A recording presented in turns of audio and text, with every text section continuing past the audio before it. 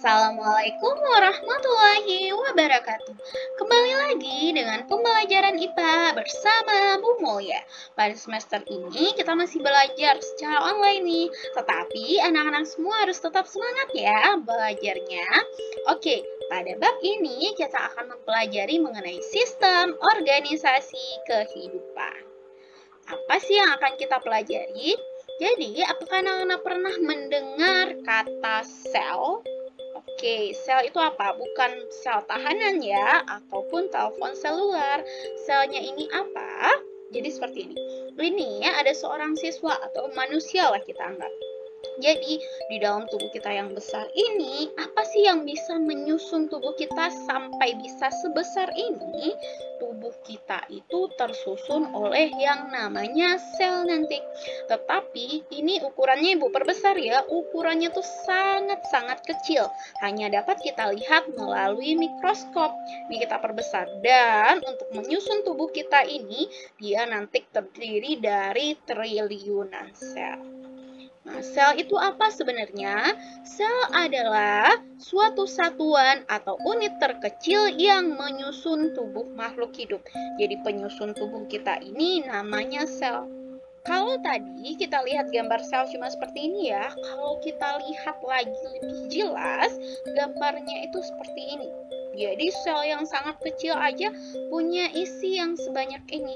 Jadi ini selnya itu sebenarnya bulat, tapi ini dipotong dan dilihat bagian dalamnya. Ini adalah gambar pada sel hewan. Jadi untuk kita manusia, bentuk sel kita juga seperti ini. Apa saja bagian-bagian dari selnya tersebut? Bagian yang pertama yang bulat di tengah ini namanya itu adalah nukleus. Dia merupakan inti dari sel. Selanjutnya, bagian yang kedua ada namanya membran plasma. Membran ini merupakan pembungkus dari sel. Jadi kayak plastiknya yang membungkus dari sel tersebut. Yang ketiga, ada yang namanya sitoplasma. Jadi kalau kita lihat di sini sebenarnya seperti transparan saja ya, tidak ada isinya. Sebenarnya di sini ada cairannya. Jadi sitoplasma itu adalah cairan sel. Kita akan bahas bagian-bagian yang lain yang ada pada sel. Yang ini yang bentuknya seperti sosis ini namanya adalah mitokondria. Selanjutnya, yang bagian berlekuk-lekuk di sebelah sini yang ada titik-titiknya ini namanya adalah retikulum endoplasma kasar. Jadi karena ada titik-titiknya disebut kasar ya. Kemudian ada lagi yang berlekuk-lekuk di sini tetapi tidak ada titik-titiknya. Ini kita sebut dengan retikulum endoplasma halus. Kemudian apa sih sebenarnya titik-titik yang ada pada si retikulum endoplasma kasar itu? Jadi ada yang namanya ribosom. Ribosom tersebut dia menempel pada retikulum endoplasma, membuat dia jadinya kasar. Selanjutnya di sini ada yang namanya bulatan kecil seperti ini, namanya lisosom. Kemudian ini nanti akan kita lebih bahas di SMA sih. Kemudian ada yang ini, seperti ekor ya. Ini namanya adalah flagella. Jadi supaya anak-anak mudah mengingat, kita mengibaratkan sebuah sel itu seperti sebungkus bakso. Kenapa? Karena kalau kita lihat komponen-komponen yang ada di dalamnya, kalau kita ibaratkan bisa lah jadi sebungkus bakso. Jadi di sini dalam sebungkus bakso itu ada baksonya kan. Jadi ini adalah si nukleusnya. Kemudian di sini kita ibaratkan ada mie kuningnya. Mie kuningnya ini adalah yang ada titik-titiknya, retikulum endoplasma yang kasar. Kemudian ini misalnya ada bihunnya yang nggak ada titik-titiknya. Ini adalah retikulum endoplasma yang halus. Selanjutnya, kalau misalnya di bakso nggak ada sosis, kita ibaratkan aja lah ada sosis. Ini ada namanya mitokondria karena mirip sosis kan. Selanjutnya di sini nih, ada yang namanya badan Golgi. Jadi mirip sama ini di badan Golginya. Ya, kalau misalnya kalau di gambar itu sering mirip lambang WiFi seperti itu ya. Selanjutnya, Ini ada yang kecil seperti ini adalah namanya lisosom. Nah, sama dengan yang bagian di sini. Lanjut, di sini ada flagellanya kan? Ini ada juga, nih misalnya aja karet gelangnya ini flagellanya. Kemudian dia kalau bakso ada bungkusnya kan? Bungkusnya ini adalah membran sel. Jadi membran itu adalah pembungkusnya. Selanjutnya ada kuahnya juga kan? Kuahnya itu adalah sitoplasma. Kalau pada sininya tadi kita anggap dia sebagai seledrinya. Itu adalah ribosom. Itu salah satu cara anak-anak untuk mudah mengingatnya. Oke, ini kita bahas sel hewan, kita masuk ke dalam sel tumbuhan. Kalau di gambarnya berbeda ya dengan yang tadi. Nah, kenapa? Kalau pada sel hewan tadi, ini bagian luarnya itu tipis kita lihat. Nah, sedangkan sel tumbuhan ini agak tebal. Jadi pada bagian luar pada sel tumbuhan, dia itu tersusun oleh dinding sel namanya. Jadi kayak dinding di rumah kita tebal kan? Jadi pada sel tumbuhan ini juga tebal juga. Ini yang membuat nanti tumbuhan itu dia kaku, nggak kayak kita yang elastis tubuhnya.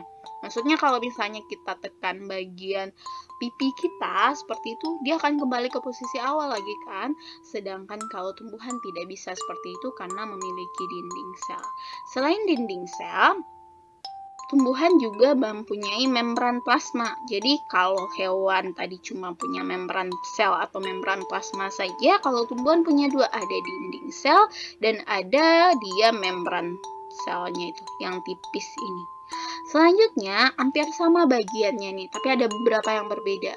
Dia juga punya nukleus atau inti sel, dan dia juga punya retikulum endoplasma. Ini yang ada titik-titiknya yang kasar dan tidak ada titiknya bagian di sini. Ini adalah bagian yang halusnya. Selanjutnya, yang berbentuk sosis itu tadi namanya mitokondria. Yang bentuknya kayak wifi itu namanya badan Golgi. Sedangkan nanti ribosom itu dia ada dua tempat, dia bisa menempel pada retikulum endoplasma ataupun berserakan ya. Dan yang selanjutnya yang besar ini yang transparan ini namanya vakuola. Dan yang ini yang hijau ini namanya kloroplas. Nah, anak-anak pernah dengar kata klorofil kan? Klorofil itu terletaknya di dalam kloroplas ini. Oke, kita akan membahas selanjutnya. Ini kita lihat perbedaan antara sel hewan dan sel tumbuhan nih. Mereka kalau kita lihat punya nukleus nggak keduanya? Nah, sama-sama punya. Mereka juga sama-sama punya retikulum endoplasma yang kasar dan yang halus nih, sama juga ya. Selanjutnya, sama-sama punya mitokondria dan sama-sama punya badan Golgi. Nah, tetapi yang membedakan di sini pada sel hewan dia tidak punya kloroplas, dan pada sel hewan vakuolanya ini kecil, tapi di sini nggak digambarkan banget, dia ada tapi kecil. Kalau pada sel tumbuhan besar sekali ukurannya. Lalu selanjutnya pada sel hewan itu dia mempunyai yang namanya lisosom, pada sel tumbuhan dia tidak. Nanti Ibu jelaskan kenapa dia tidak punya seperti itu. Oke. Kita akan masuk ke bagian-bagian selnya. Ini sama seperti yang tadi, tapi ini Ibu mau ngingetin anak-anak, masih ingat nggak bagian-bagiannya tadi? Kalau yang nomor 1 itu bagian apa namanya tadi? Yang satu yang bulat di tengah ini adalah nukleus. Kalau yang nomor 2, yang tidak ada titik-titiknya. Nomor 2 adalah retikulum endoplasma yang halus. Sedangkan nomor 3 yang bentuknya seperti wifi, ini adalah badan Golgi. Sedangkan yang ini nomor 4 yang ada titik-titiknya adalah retikulum endoplasma kasar. Nomor 5 yang bentuknya kayak sosis, ini mitokondria. Selanjutnya nomor 6 pembungkusnya. Pembungkusnya tadi membran sel atau membran plasma, sama ya. Kemudian yang bulat kecil, ini namanya lisosom. Dan ini yang terakhir, ini adalah bagian cairannya atau kuahnya tadi.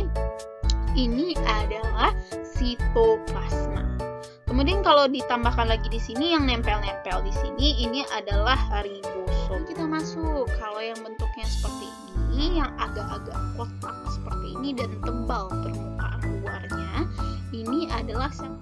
kalau sel hewan tuh biasanya bentuknya lebih tidak beraturan seperti itu. Kita bahas bagian-bagiannya hampir sama dengan yang tadi. Yang bulat seperti ini adalah nukleusnya. Selanjutnya, ini yang bagian luarnya ada dua. Ada yang tebal banget bagiannya, ini adalah namanya dinding sel. Kemudian yang bagian pembungkusnya juga yang agak tipis, ini namanya membran sel atau membran plasma. Selanjutnya yang di sini, yang bagian cairannya namanya adalah sitoplasma. Kemudian, bagian yang ada di sini, yang bentuknya seperti wifi itu adalah badan Golgi. Kemudian ada yang bentuk sosis, ini namanya mitokondria. Dan yang ini, yang warnanya hijau, itu namanya kloroplas.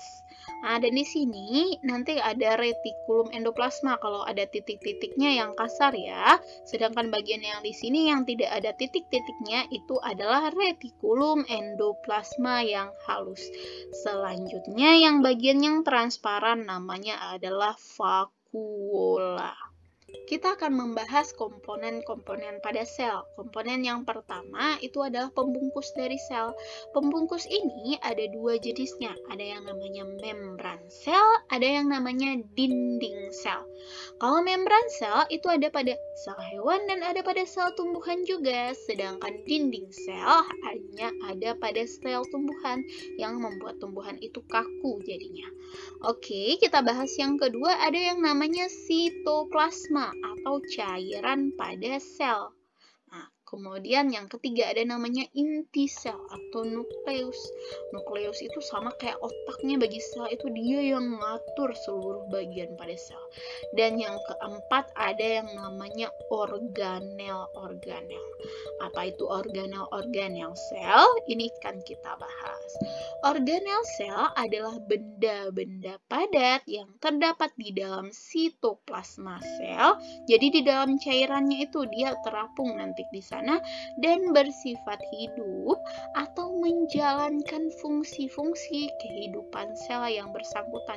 Jadi organel ini terletak di sitoplasma dan dia punya fungsinya masing-masing. Apa aja sih organel-organel sel tersebut? Oke, kalau kita lihat di sini, organel-organel sel itu seperti ini. Kayak ada mitokondria, retikulum endoplasma, dan lain-lain. Dan kita akan membedakan antara sel hewan dan sel tumbuhan nanti. Pertama, ini yang bentuknya seperti sosis tadi apa namanya? Mitokondria. Jadi kalau kita lihat di gambarnya ini yang bentuknya ini ya. Ini mitokondria. Mitokondria itu anak-anak lihatnya kayak gini aja. Kalau kita makan sosis, kita bisa dapat energi. Cara ngapalnya ya. Jadi mitokondria itu berfungsi untuk menghasilkan energi bagi sel. Jadi tempat respirasi sel nih. Jadi dia menghasilkan energi. Cara ngingatnya ini bentuknya sosis untuk menghasilkan energi seperti itu. Ingat nggak tadi ada yang titik-titiknya, ada juga yang enggak. Ini namanya kalau yang punya titik-titik seperti ini ada yang nempel, ini adalah retikulum endoplasma yang kasar. Sedangkan yang tidak ada titik-titiknya adalah retikulum endoplasma yang halus. Kalau kita lihat di gambar sel keseluruhan, yang kasar itu yang ini, yang ada titik-titik warna biru kelihatan kan? Sedangkan yang ini yang tidak ada titik-titiknya adalah retikulum endoplasma yang halus. Kita akan bahas fungsinya masing-masing. Yang nempel pada si retikulum endoplasma ini namanya adalah ribosom. Ya, ribosom ini nempel di sini, dia fungsinya untuk membuat protein. Sintesis atau membuat protein. Jadi karena retikulum endoplasma ini ditempeli oleh si ribosom, fungsinya sama juga untuk membuat protein juga. Sedangkan retikulum endoplasma yang halus dia fungsinya untuk sintesis lemak atau membuat lemak. Oke, selanjutnya ini yang gambarnya kayak wifi. Kalau ini ibu balikan ya, gambarnya seperti itu. Ini apa namanya? Namanya adalah badan Golgi. Kalau misalnya kita letakkan di sini, ini ya, di dalam sel keseluruhan. Badan Golgi ini apa fungsinya? Jadi dia itu nanti berfungsi untuk pengeluaran sel atau menghasilkan enzim atau getah. Jadi nanti pada retikulum endoplasma dia sudah menghasilkan protein. Proteinnya akan masuk ke dalam badan Golgi dan diolah lagi untuk menghasilkan berbagai jenis enzim ataupun getah nantinya.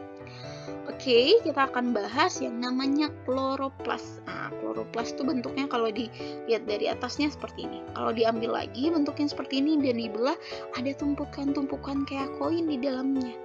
Nah, fungsinya itu untuk melakukan fotosintesis karena terdapat yang namanya klorofil. Jadi, isi di dalamnya ini ada klorofil, tempatnya namanya kloroplas. Nah, dan ini hanya ada pada sel tumbuhan. Lisosom, bukan ribosom ya, tapi lisosom. Lisosom itu terdapat pada sel hewan, tapi kalau pada sel tumbuhan ada nggak? Nggak ada dia. Lisosom itu apa? Fungsinya itu untuk pencernaan sel atau menghancurkan bagian-bagian sel yang rusak. Jadi pada sel hewan dia punya, jadi kalau ada bagian-bagian sel ini yang udah rusak, dia akan masuk ke dalam lisosom dan dihancurkan. Ataupun ada bagian yang dari luar masuk ke dalam, itu dicerna oleh si lisosom. Kenapa sel tumbuhan nggak punya? Jadi sel tumbuhan itu seperti ini, dia punya yang namanya vakuola. Vakuola ini kayak kantong bagi dia. Jadi semua yang rusak itu nggak dicerna sama dia, tapi ditumpuk ke dalam vakuola. Jadi lama-lama vakuolanya ini semakin besar. Gitu. Kita akan membahas yang namanya vakuola tadi. Vakuola itu berfungsi menyimpan cadangan makanan ataupun berfungsi untuk bagian-bagian sel yang rusak masuknya ke dalam ini semuanya. Makanya dia itu seiring pertumbuhan sel dia semakin besar dan semakin besar. Nah, sedangkan ini kita lihat kan di sel tumbuhan besar, sedangkan di sel hewan dia kecil. Karena sel hewan dia nggak ditumpuknya, tapi dihancurkan di bagian lisosomnya tersebut. Oke, ini Ibu coba bahas lagi dengan video, anak-anak coba lihat semuanya. Struktur sel dan bagian-bagian sel. Jadi kalau sel ini bentuknya seperti ini adalah sel hewan ya. Yang tadi di luar adalah membran plasmanya. Ini ada sitoplasmanya atau cairannya. Nah, nanti di bagian tengahnya ini ada yang namanya nukleus yang berisi DNA. Ini akan kita bahas apa itu organel. Organel adalah organ-organ kecil. Nah, bagian khusus dari sel yang memiliki pekerjaan yang unik untuk dilakukan nih. Mari kita mulai dengan inti atau pusat kontrol selnya tersebut. Di sini kita akan melihat nukleus yang mengandung nanti DNA. DNA memerintahkan kegiatan pada sel dan bagaimana hal itu akan dilakukan. Inti nanti mengandung yang namanya nukleolus yang merupakan struktur di mana ribosom itu akan dibuat. Ribosom itu nanti dia pergi dari luar nukleus. Nah, nanti dia mempunyai fungsi untuk mensintesis protein atau membuat protein. Kemudian di luar inti, ribosom dan sisa organel melayang di sitoplasma yang merupakan substansi seperti jeli ini. Cairannya ini. Kemudian di sini kita akan melihat ribosom dapat berkeliaran bebas di sitoplasma atau dia melekat pada RE atau retikulum endoplasma yang kita nanti sebut retikulum endoplasma yang kasar yang ada ribosomnya ini.